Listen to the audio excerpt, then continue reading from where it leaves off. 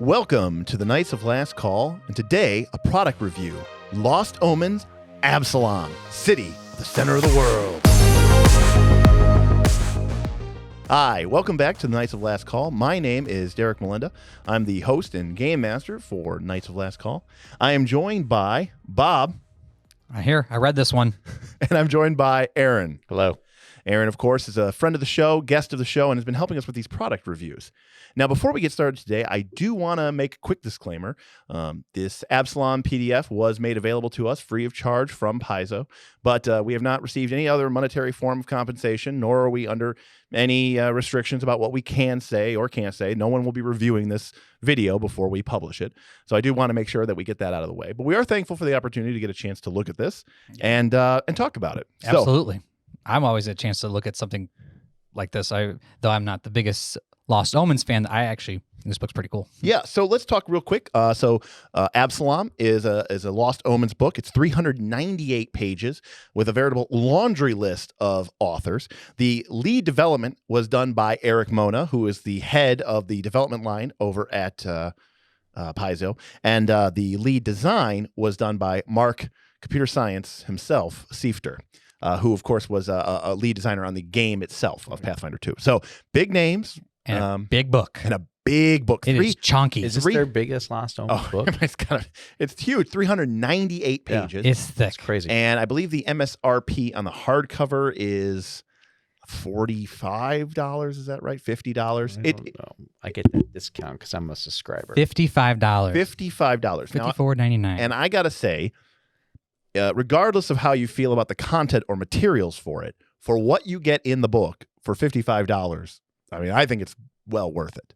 It is thick. If you like Lost Omens and if you like lore, this book, well, I guess if you like lore in this city. Yeah, sure. Very, very good. So very dense. So let's kind of start, we'll kind of walk through it a little bit, and then we can kind of give our thoughts, our reviews. And it also comes with that giant map. Huge map. And I love maps. I mean, I am big and if I can see it, feel it. I mean, it does a good job also. We'll talk about this as it breaks down each place. Sure. But the big map, it does come with this big map. If you bought the hard copy, if not, you got the PDF version of the map, but it is a very large map. Yep. Yeah. Well, and speaking of the map, so we start off right away with what I think is an incredible piece of cover art. It's by Katerina Burmack, who I don't know, but she put together a very, very, very compelling piece of artwork. I knew it wasn't Wayne Reynolds, but it felt very reminiscent of his style, and I really enjoyed it. I thought it was pretty cool. It's creepy. Yeah, it's good. Yeah, I like it. There's a lot of stuff going on. Yeah, it's a lot of stuff going on and really ties into that. So what do we get inside of this book? Well, as we said before, this is a Lost Omens book, and that means the majority of the book, this is a fictional, non-fiction book. I think it's a good way of saying it. Right? Yeah. Yep. If I were to go... It's written like a... If I were to go and buy a tour book for Vienna or Berlin or London... It would probably be smaller than this. It would probably be shorter than this. And would have 100 pages on NPCs. and I wanted to learn about the city, its history, about its current sights, sounds, and locations information. This is what this book is. It is a fictional, non-fiction book, right? Fictional geography book, fictional history book, while still being somehow non-fiction. So to that being said, the first section is all about the history and the timeline of Absalom. It's 66 pages long. I read that actually read through it. That I thought was great. Yeah. Chapter 1 is awesome. Chapter 1 could have been the book. Chapter 1 could have been the book. And I'd be like, all right, that was pretty good. That was pretty good. It does a great job. I got to admit, it's a little dull because it is basically a history text. Yeah. It lays Lost out, Omens. Yeah, so it lays out the timeline of Absalom, how everything came to be, breaking down all the major factions, the power players, the institutions of the city, from the town guard to the mayor to the sea lords. But think about how important that is, though, right? Because if you're new to, Lost Omens, you're new to Pathfinder 2 is your first introduction into this world. The Lost Omens guidebook kind of covered a lot of things very, very broadly. The section, CRB. Mm-hmm. It was like a half a page. Yeah, because there was just so much there, right? And this is the city, right? You know, if you're coming from like 5e, Forgotten Realms, this is like the water team, but probably even higher level at that, right? Yeah. By the rules and mechanics of the game, this is a level 20 city. So this is the biggest and best. Right. It actually starts off with sort of the Pathfinder 2 city stat line where it says like settlement 20. I think that's actually really cool. You know, And it's like an item, but it's the city. Yeah, that's how settlements work. It's super cool. That's there's actual, mechanical rules. That's the actual rules for the. Correct. For the I love the settlement. way that it lays it out. Like, for example, Magnamar is a settlement pen in the game. So that looks really cool. But yeah, if you're coming here and you don't know what this is and you want to. Yep. Yeah. Now to put this into comparison, though, I do want to note it is essentially a history lesson, geography lesson. Yes. In fact, the first table that has any sort of game mechanics, table 1-01, is on page 50 of the book. And it's, by the way, for daily rental fees to rent a mount while you're in Absalom. So it's not even like, don't get yourself excited, okay? This is pretty dry stuff. And I got to be honest with you, too. They are presenting the history of this city not in a way that they're trying to make it exciting. It's like, it's just a history It's a history book. You know, it is a fictional, nonfiction book. Yeah, and I had a couple other thoughts here, which is, so, which is, as I read through the history and I read through the way that the city is presented, there is a strange disconnect here, which is this is a level 20 city. It is highly magical. Mm-hmm. It is a super important city at the center of the world where numerous faiths are literally based out of. And yet the city as presented to me doesn't feel fantastic, and it doesn't really feel medieval. Right. It feels strangely modern without any of these really fantastical or magical influences. And I'll just use an example. And this is maybe a bad example, but Waterdeep, which is sort of Forgotten Realms' big city. Yep. It has a city or the town cemetery, and they store the dead in extra dimensional spaces. Yeah. Because in a fantasy city where you would just shove the dead into basically big portable holes. Yeah. Oh wow. Right? That's a great example because that is call it a modern convenience. Yes. Using magic. Correct. Because which is what these cities should be. This society should be thinking. This society should be like that. Yeah.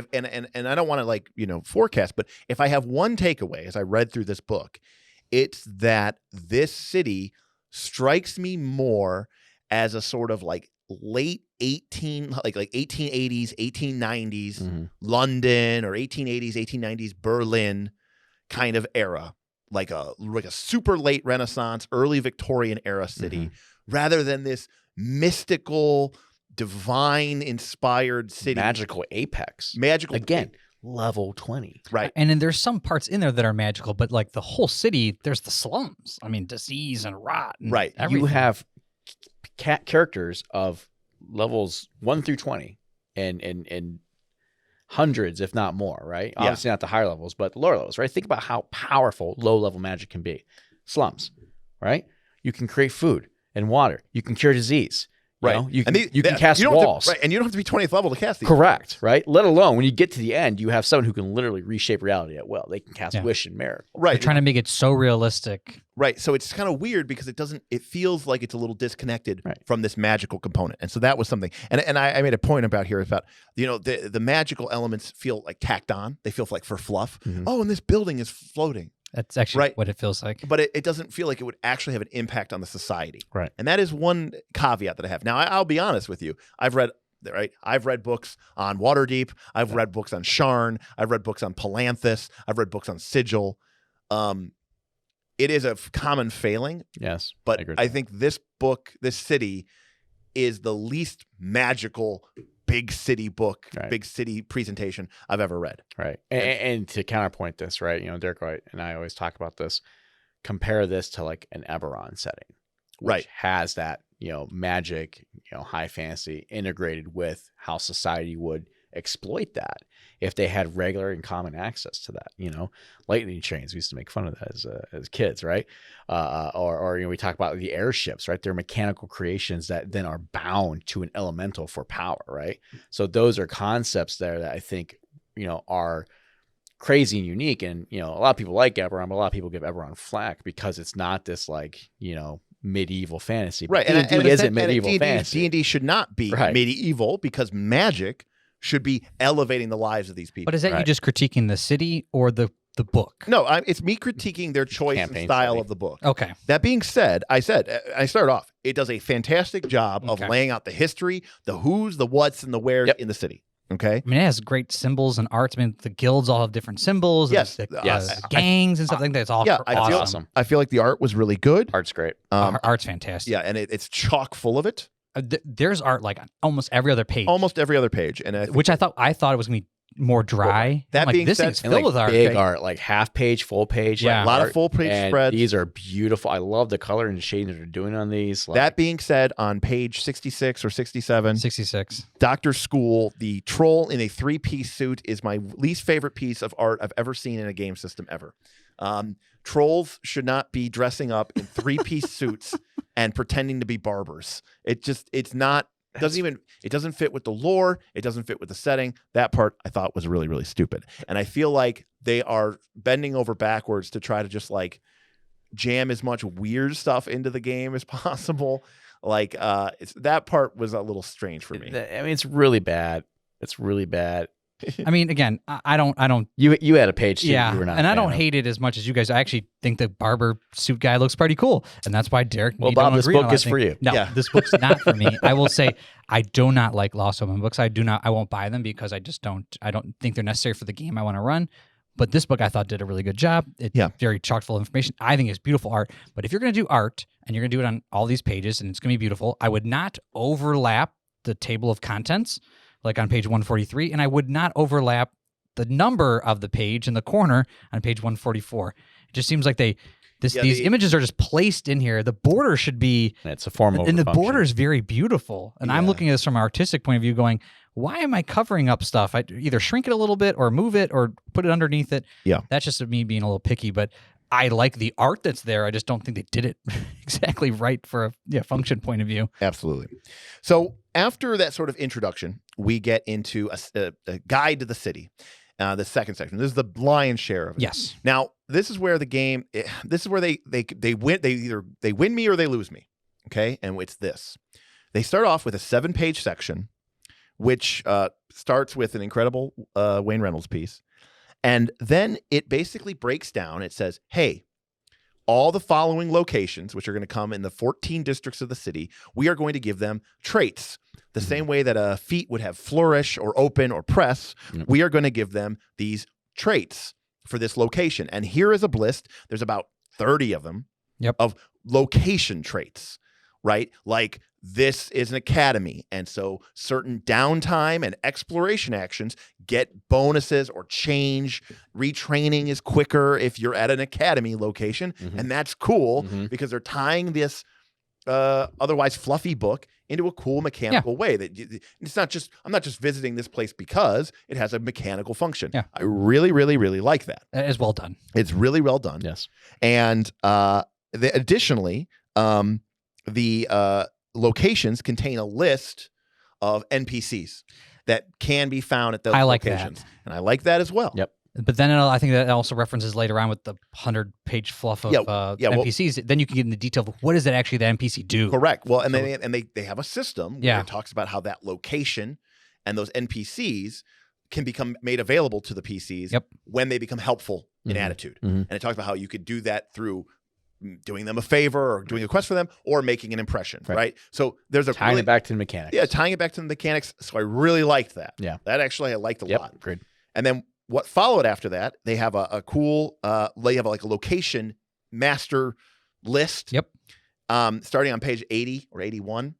It's very difficult to follow though, because they've done this. They did this several times in the book and I didn't like this. They gave you these lists. Here are all the locations by category. Here are all the bars. Here are all the academies. Here are all the libraries. You can't even read that. But they don't have page references. They have the name of the location, but they don't have a page reference. They also, at the end of the book, do a similar thing with, here are all the NPCs. Here are all the pirates. Here are all the villains. Here are all the lawyers. And they give them name, but they don't give a page number. Right. It's also just hard to read because it is just text. It is just a wall of text. It is hard to get through. Now, and this will kind of come into my final review, but the book is it's a long read. It is unusable, I think, at the table. And that's, when I look at a book like this, there's two parts of it to think about in a review. One is the general quality of the book, the content of the book, the enjoyableness of the book. The second is this is a book for a role-playing game. As a dungeon master, I am buying this book in some way to enhance my game. Yep. Typically at a table. Correct. Right. So I look at a book like this, and yeah, lore and stuff like that is good, but I'm also looking for things that are going to happen at the table, because this is a very large city. And maybe I don't know exactly what my players are going to do or when, because the thing about a city is they have a lot of options that they can get to. Even in a very railroady game, if you're running something like that. Once they're in the city, they can kind of go and go wherever they want. Exactly. Right. And there's a lot of things there you want to flesh out to bring that city to life. How is the book going to help me do that? Because the truth is, 400-ish pages, 398, that is a lot to absorb. That is a lot to absorb. A lot of it you can ignore. Well, and there's a table on 88 for a random table for shops. No, and that's good. Things like that. Print those 2 pages out, and that you can have at the table. There's a random rumor table, and there's a random shop generator. Yep. Those were awesome. Too short, and those were the only instances. Right. Example, whole book. That's what I thought. Those what you have at your table. The last chapter was going to be about the adventurer's toolbox. Okay. Yeah, well, we'll get to that in a second. I do want to kind of highlight to your point about usability, because for me, okay, the book is so long, it's so thick, it contains so much information. It's probably not something that you're going to be flipping through at your table. It doesn't have a lot of these random tables, only a couple of them. Yeah. So it more, in my mind, it's maybe more about adventure prep, and that's where we get into the district sections. 14 districts, 170 pages. Yeah. It's the biggest section in the book. Yeah. Each district is like its own mini city. Yeah. With its own map that's giant. It has its own map. Each district has about 15 to 25 keyed locations. At the end, there are 234 separate keyed locations in this book across 14 districts and some outlying regions. My main takeaway for this is they put sidebars in, okay, once every other page or so, with the symbol of the eye of a rodent, which is basically, here's like a quest hook. Yep. Yeah, a little bit of a hooks here and there. That is what I want from a book. And that is by far the best part of this book, is I want to be able to read through this book and get quest hooks of how I can use this location or use this part of the city or use this NPC in order to make a cool adventure. I would have been very happy to have 100 less keyed locations, but 50 more adventure hooks. I felt like including those quest hooks was great. And there are, 20, 30 in there. Yeah. There's not enough. Yeah. Using this book should be a tool to help me build or plan an adventure. And again, unless you're really, really actually interested in the detailed fictional workings non-fictional workings of a fictional city. Which some of you are. Which if you are, This book is, because they're talking about how to make the coins and the printing. I mean, this book is like your holy grail. They cover not just one, but like 7 different newspapers that are printed daily, weekly, gazettes inside the city. It's super, super detailed. Listen, if you are a Lost Omens fan, this book should be on your shelf. Oh yeah, for sure. Right? If you just like how Paisio makes books, this is a beautiful book, and it's a big book, and it should be on your shelf. Chock full of art is great. Because if you want to run this at your table and your campaign isn't focused on this city, and you're just kind of stopping in like a day trip to New York or something, right? Because the word count on this, I mean, when you start going into the districts, there is very little mechanics. Yeah, there's like 1 or 2 maybe feats that are buried in there. Yeah. Like, by the way, and like every other Lost Omens book, a big complaint of mine is the table of contents in the index do not help you find in a Lost Omens book any sort of feat or item or ancestry or feat. It's just buried in the middle. Randomly will pop up. Yeah. But aside from the flavor text and those couple of traits that they put on each keyed location that tell you that it does have a mechanical benefit, all the information is just 2, 3, or 4 paragraphs of text. Yep. It is a lot to read. You're going to be reading. It's not something that you can casually glance at in the middle of a table without being like, hey, give me 5 minutes. I need to look this up. Not to mention you're flipping through an encyclopedia when you're doing it. It's pretty thick. Now, the coolest district I thought wasn't even a district. It was the Undercity. The Undercity? Sure. I was like, there's a city built up on top of the city? The Undercity is their way of saying you can put any number of dungeons underneath the game or underneath the city that you want. That's what I like. Which is good. I just thought the lore of like the city's been built up over years on top of itself. I'm like, that makes sense. You know that's like a real thing in real life. Yes, right? Yes. And a lot of these cities in Europe and stuff like that. And in here. Yeah.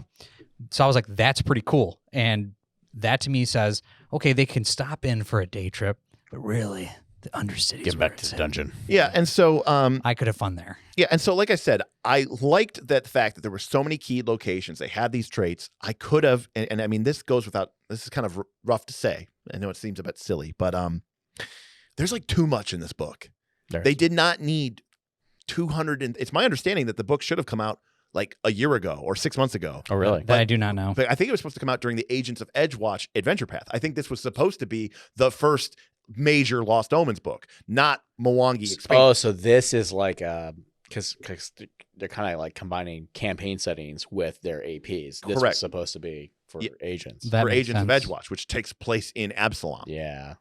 And I think it didn't, and because they kept adding page count because they kept writing and writing and writing and writing. And I think that's part of what happens when you have like 19 authors. Yeah, this feels like a wiki that kind of got a little. It's like a Wikipedia that someone printed out. and here's my thing.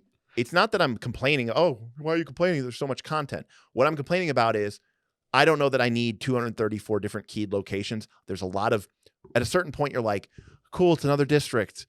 Oh, it's That's how it felt reading it's it. not that different. And like how many bars are people really going to go to? I would much rather have had more charts that I could use in order to use the city, more adventure hooks, more ideas of how I can use this book as a reference to help me run and play cool Galarian-based, Absalom-based games. Yeah. Though the skin saw stuff was cool because I did not know that was all in here because we were playing Rise of the Rune Lords and I'm like, oh, the skin salt cults over here too. I'm like, man, this place is everywhere. I'm like, I know this from the Rise of the Rune Lords. So I was like, some parts are kind of cool, but every district, once I started getting through the first three, I'm like, okay, another one. Yeah, it's like another one. Another one. And they're not so different that they really feel that different. No, but I was like, hey, the artwork's cool. So I just kept going through. Cool. So after this massive section, we get to the NPC glossary. Now, Skip that.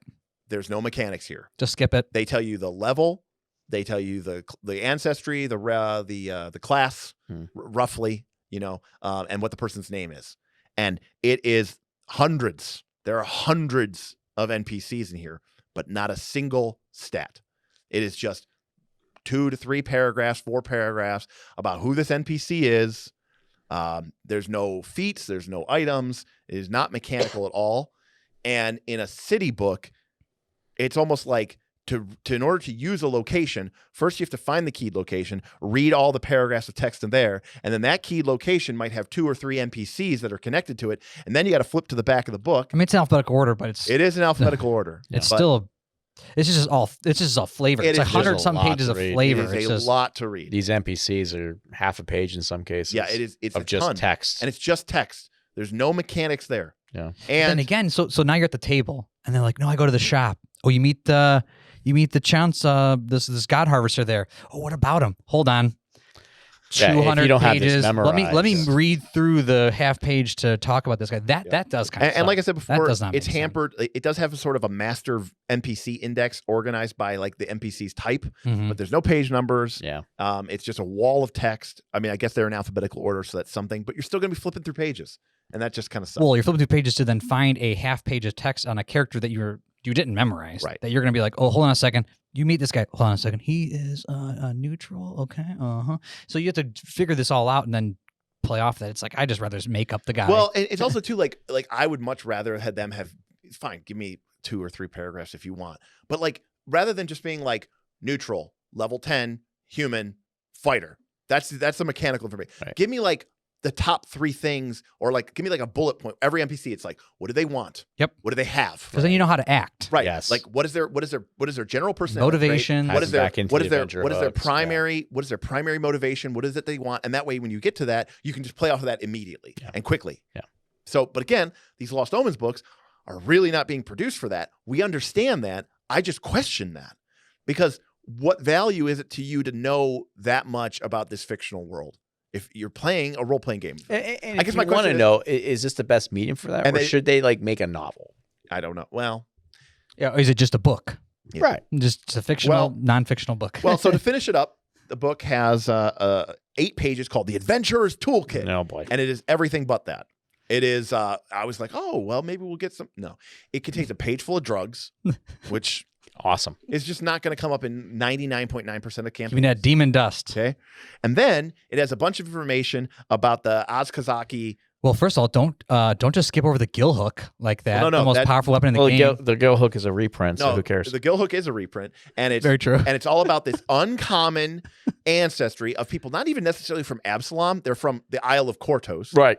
And it has a bunch of pages about them. It's a full-fledged ancestry with ancestry feats 1, 5, 9, et cetera, and then it has some example NPCs of that ancestry, including the level 0 crab catcher, which I'm sure is going to be very useful. So the only stats in terms of like monsters or feats that we get in this entire book is about a bunch of quasi-tribal fishermen people down the road who live down the road, and the NPC profiles we get are like level 0 crab catchers. But if you were basing, like, if you ran the beginner box in Otari, and what's after? Yeah, but how many people? Troubles in Otari, and then AV. Don't sell me this book as being the center of the world, and it's this huge book with this huge cosmopolitan and then you're going to give me an ancestry section about the people who live here? Like, no, because the book isn't about that. Yeah, it feels that felt sort of out of place. So tacked on and unnecessary. I don't even know why that was there. In a chapter called Adventurers Toolkit. And in a chapter called Adventurers Toolkit. Or Adventure Toolbox. Toolbox. All right. Yeah. So, yeah, I don't know what that was about. So right. Final grade, Derek? Final grade. All right. Well, as a Lost Omens book, let me be clear about this. As a fictional nonfiction book, as someone who's like studied, like I've read the Silmarillion, which is basically just a history book of Middle Earth. Okay. I have read the Wheel of Time Atlas and Encyclopedia. Done the same thing with Star Trek. I've done the same thing for Game of Thrones. I own things like the Waterdeep 2nd edition box set, which had multiple books, 3 or 4 poster maps of the whole city. Menzoberranzan. Detailed deep dives. Sharn, City of Towers. Huge deep dives into cities. So I think that's cool. That being said, I think this one it's just too much, and it leads to a certain sense of repetition. At a certain point, the city almost loses flavor. How big were those books that you were just kind of talking about? Much smaller. Okay, because I was wondering, are they all 400-page books? No. Oh, okay. No. Okay. I would rather have had less. Yeah. That was higher potency. Page size is a disservice. Instead of just like, oh, it's another location that doesn't actually seem that cool or interesting. Some of the locations in the book felt a little lackluster. So as a Lost Omens book, it is complete, it is comprehensive, and for like a Lost Omens grade, I give it like an A. Yeah. Oh yeah, if you're a Lost Omens fan and you like lore, this is like A plus. This is deep. But knowledge. even A Lost Omens, Lost Omens. But on the caveat of my overall, and I enjoyed the art. Oh, the art! I think the art's. I liked flipping through it, and I thought it was there were elements of that, but even within that Lost Omens component, the usability at the table, very low. And here's the thing: I don't even know that the prep use of this book is that high. If I was running a campaign in this city, and this city was the heart of it, this book would be useful. Because that would be what I would spend my energy on. I would just read this book, absorb as much as possible, think about it, tie the hooks together. Yeah. And your party's like, can we go outside the walls? No. No, you stay in the walls. Go to the fishing village down the road. That's it. Yeah. So as a reminder, so final grade, all in, I gave Monsters of Myth, I gave a C. I give Absalom a B minus. Yeah. I think this book is a B. This book is great if you like it. If you like Lost Omens, this isn't a book for me though. So what do you give it? I give it a B. I mean, I think so you give it a higher grade than me. I actually B minus. I think it's actually a good book. Okay. I think if I was into this, I would be like, "What are you guys talking about? This book's amazing." Because actually, I think it's chock full of a ton of information. This is not the information I want, but this is information someone does want, and I think they would probably give this an A. So I actually think it's a good book, much better than Monster Myth, and Monster Myth I did not like. But that book should be aimed towards me. Quality of book is great. Lots of information there, like we all said. If you like Lost Omens, this is a good book. Run at the table, abysmal. But I'd like to throw out there it's really hard to build a really good city book in a role-playing game. Very few people do it right, because it's one of those things where even with this, right? Like Derek just got done talking about how there's over 200 locations, but think about how small that actually is for the scope of the city. Right, there's 200 locations within a couple hundred feet of where we're sitting. So not only is that too much, that's too little. And this is why the tools, right? When we talk about the tables and how important they are, you have to abstract the city to properly run a city. Yeah. Because even with 200 plus keys, that's not enough to actually run this city without filling in the blanks. To give an example, 400 pages, and you go to location number 78, and I don't know what that is, but let's say it's called like Idrisia's barbershop, right? And you go there, and then like the party goes, okay, well, we want to stake it out. So what's the building across the street? What's the building across the street? And you go, I have no clue. Let me just roll on this random table they gave me. You don't have one. No, you don't have one. Well, there's only one. The Absalom shop. You got the shop one. Yeah, which is only shops. And didn't you say that was the shop on the other side? I rolled a 68 twice. There's like 15 shops on it. That's what I'm saying. I rolled the same number twice. So it gives you a ton of detail about these very specific informations, but it doesn't really help you simulate or otherwise represent a city. And so I think that in that regard, that's why I gave it a B-. Yeah. Because I think it kind of fails in that approach. I think about there was a second edition box set, City of Lankamar, and it used this sort of quasi-modular system to sort of try to fill in the details. So that way a city, it would almost like have a quantum element of it where, you could roll on different tables depending on what districts you were in. There was a chance, it's probably a residence. It's probably a bar. It's probably a weaponsmith shop. And you could fill in some of these gaps. Exactly. Yeah. And this doesn't have that. Yeah, and that would have been really good to run this to the table. So final grade. I would say, because I actually rate MOM lower than you do. Okay. I put MOM in like the D's for me. So I gave it a D-.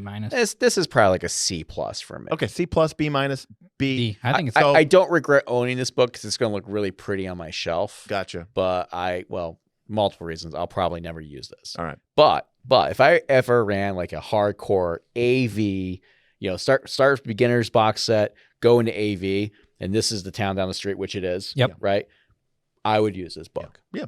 And I will add, I loved, although brief, their section about including the traits and how those traits linked to locations in the city that enabled players to take better exploration and downtime actions. I thought that was really clever. Probably steal that and use that for other things. I will probably steal that and use that for other things. The actual information in the book, which is like the 99% of it. And you couldn't find the traits, right? Like that was your... No, there's a list. There's a section. There is the list. Yeah, okay. yeah. I thought you were talking about I was thinking feats. Sorry. Yeah. Sorry. I'm not going to use the drug section. So that part's out. Suck this kiss all day. So we got a B-, a C+, and a B. So on average, we're saying probably a B-.